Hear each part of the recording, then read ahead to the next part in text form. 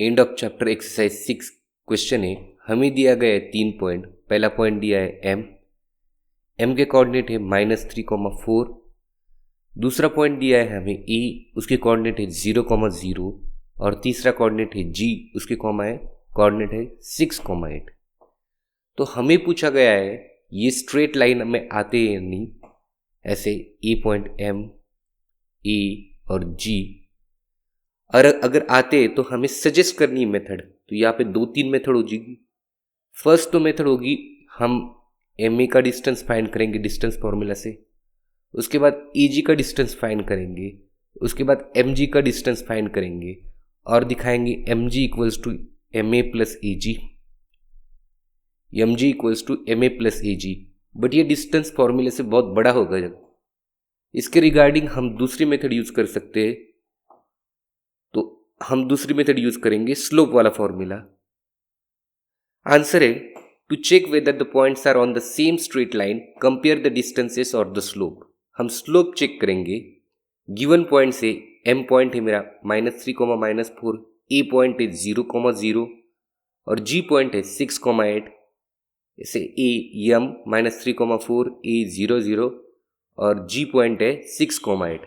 अगर ये तीन एक लाइन पे हुए तो ऐसी लाइन आएगी, अगर नहीं हुए तो ये ट्रायंगल बनेगा कुछ ऐसा। तो मैं यूज करूंगा यहाँ पे स्लोप वाला फॉर्मूला। हमारा स्लोप वाला फॉर्मूला होता है slope equals to y2 minus y1 upon x2 minus x1। ये वाला फॉर्मूला हम यूज करेंगे। So check the ratio of the coordinates from m to a। इस m टू a वाले हम कोऑर्डिनेट चेक करेंगे। तो इसके लिए y2 माइनस y1 यानी 0 minus -4 upon x2 minus x1 यानी 0 माइनस -3, यानी उसका जो स्लोप आएगा ये आएगा 4/3। उसके बाद हम a टू g वाला इसका स्लोप चेक करेंगे।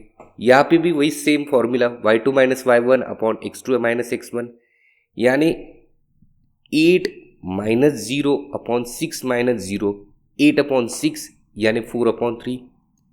सो बोथ स्लोप्स आर इक्वल। इन दोनों के स्लोप भी इक्वल है। इसका स्लोप है 4/3, इसका भी स्लोप है 4/3। सो हम लिख सकते हैं therefore the 3 points lie on the same straight line.